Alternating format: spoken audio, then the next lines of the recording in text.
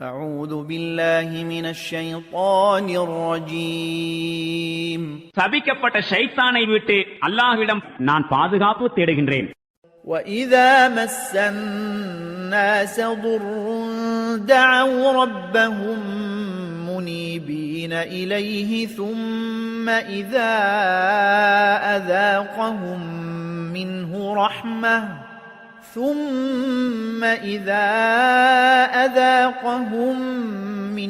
رحمة إذا فريق منهم بربهم يشركون. மக்களின் நிலைமை என்னவெனில், அவர்களுக்கு ஏதேனும் துன்பம் ஏற்பட்டுவிட்டால் தங்களுடைய இறைவனின் பக்கம் திரும்பியவாறு அவனிடம் இறைஞ்சுகின்றார்கள்.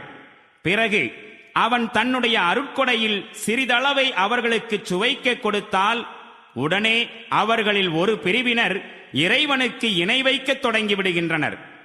لِيَكْفُرُوا بِمَا آتَيْنَاهُمْ فَتَمَتَّعُوا فَسَوْفَ تَعْلَمُونَ.